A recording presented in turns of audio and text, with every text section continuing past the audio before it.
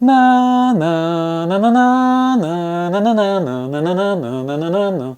Hey yo les guenines, c'est l'Ermite et vous êtes bien sur la chaîne de l'Ermite légendaire. Aujourd'hui, on se retrouve pour le récap de la saison 2 de House of the Dragon, la saison des doutes. Donc bienvenue dans les parchemins de l'Ermite, installez-vous confortablement, générique.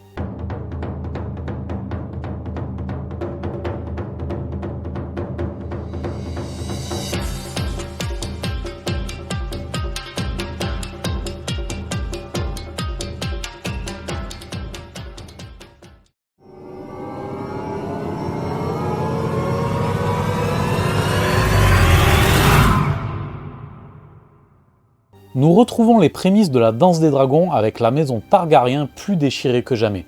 La saison se compose de 8 épisodes, soit 2 de moins que la précédente. Le début de saison se concentre sur les conséquences de la mort du jeune Lucerys Velaryon, fils cadet de la désormais reine noire, Rhaenyra Targaryen, première du nom, reine des Andals, des Rois Nards et des Premiers Hommes, et tout le bordel protectrice du royaume, blablabla, on s'en fout. Ouais, c'est pas faux.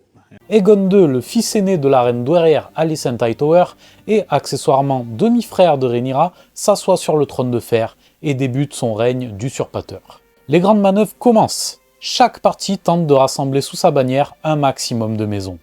Rhaenyra veut reprendre le trône et Aegon veut le conserver. Daemon, le roi consort de Rhaenyra, veut l'aider à obtenir justice pour son fils en faisant assassiner Aemond, son meurtrier. Mais cela tourne au vinaigre et c'est le jeune Jaehaerys, fils aîné et successeur d'Aegon, qui trouvera la mort. Fils pour fils donc, mais pas le bon. Rhaenyra s'en retrouve affaiblie et calomniée par les Verts, habile manœuvre de la part de la main du roi Otto Hightower. Une dispute s'ensuivra entre Daemon et sa reine, qui ne lui fera plus confiance. Cela va entraîner le départ de Daemon et Caraxès son dragon pour Harrenhal, afin de lever une armée dans le Conflent. Oui, mais à quelle fin? Est-ce que c'est une armée pour lui ou pour sa reine? Aegon, de son côté, a glorifié l'action d'Aemond, son frère, au déplaisir de leur mère. On le rappelle, Aemond est le meurtrier de Lucerys. Il se passe tout un tas de choses au Donjon Rouge, surtout depuis la mort du jeune Jaehaerys. Sir Criston Cole est désormais Lord Commandant de la Garde Royale, confident et ami du prince Aemond, et amant de la reine douairière, malgré ses vœux d'abstinence. C'est pas les serments qui étouffent celui-là. Comble d'hypocrisie, il se veut empreint de dignité et de vertu, et remet en cause l'allégeance de Sir Arik Cargill, jumeau de Sir Eric qui s'est déclaré en faveur de Rhaenyra et des Noirs. Il l'envoie accomplir une mission suicide, éliminer Rhaenyra en se faisant passer pour son frère. Les jumeaux trouveront tous deux la mort dans cette triste confrontation. L'initiative de Sir Criston lui vaudra le titre de main du roi, malgré l'échec de cette dernière, au détriment de Sir Otto, remercié et renvoyé à Villevieille par son petit-fils Aegon. Le conseil de Rhaenyra remet en cause ses choix et sa passivité, alors qu'à l'image de son père Viserys Ier, c'est bien la seule à avoir la tête sur les épaules et à faire preuve de pondérance. Le doute s'installe donc de toutes parts. Aegon est impulsif, avide de faire ses preuves et n'a aucune vision à long terme. Il est perçu comme faible et cela le révolte.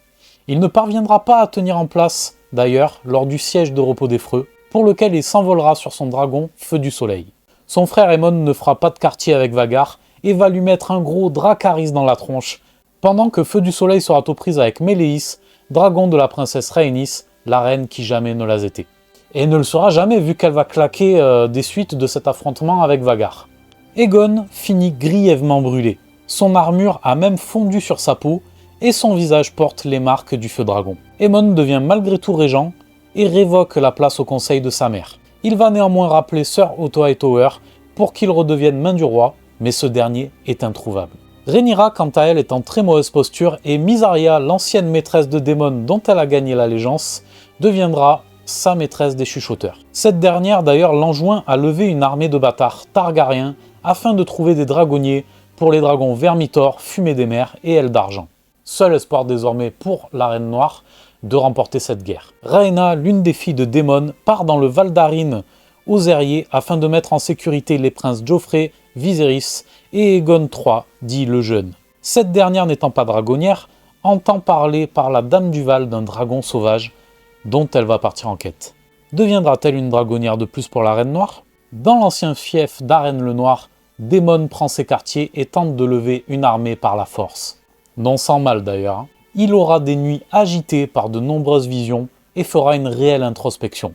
Un cheminement qu'il devra en partie à la sorcière bâtarde Alice Rivers, qui aura son importance dans les saisons à venir.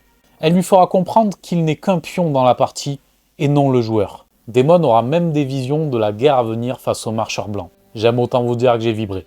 Daemon renoncera ainsi enfin à la couronne pour épauler pleinement sa reine et femme, avec l'armée du Conflant sous ses ordres. La fin de saison se clôture dans une extrême tension puisque les deux parties sont prêts à en découdre et à livrer de rudes batailles. Ainsi va débuter la danse des dragons. En conclusion les Guénines, cette saison 2 de House of the Dragon est la saison des doutes pour moi. Des doutes tant sur le plan du scénario, puisqu'elle peine un petit peu à succéder à une grandiose saison 1, là nous sommes plus sur une saison de transition, donc le rythme est un peu plus fade. Mais des doutes également au niveau des personnages, puisqu'ils se remettent en question sur leurs choix passé, présent et futur. On pense à Alicent qui comprend qu'elle a fait fausse route, mais bien trop tard. Corlys Velaryon, qui nous révèle ses bâtards, Alan et Adam de Karen. Adam qui finira d'ailleurs par devenir le dragonnier de Fumée des Mers et également un symbole d'espoir pour le clan des Noirs. Je comprends le choix d'étirer l'histoire de certains personnages, mais il est dommage, bien que cela soit très bien fait et que cela apporte de la profondeur aux protagonistes, dommage donc que la loyauté de Daemon envers Rhaenyra et Aemond envers Aegon soit remise en cause. Ce n'est tout simplement pas le cas dans Feu et Sang de George R.R. Martin. En tout cas, pas à ce moment-là de l'histoire. Vivement en tout cas la saison 3, puisque cette saison 2 fait office de transition après une saison 1 qui a posé les bases du décor. La saison 3 devrait donc être la saison de l'action. Maintenant, place à la bataille du gosier, le bal du boucher et bien d'autres encore. C'est tout pour aujourd'hui les Guénines, j'espère que vous avez kiffé cette petite review récap de la saison 2 de House of the Dragon. L'analyse a été assez succincte, mais l'essentiel est dit. Voilà, j'espère que vous avez kiffé. Je vous dis à la prochaine. Prenez soin de vous. Les petits pouces en l'air, abonnez-vous, likez, partagez. Moi, ça m'aide pour le référencement et pour continuer à faire grandir la chaîne. Et je vous dis à très bientôt. Ciao.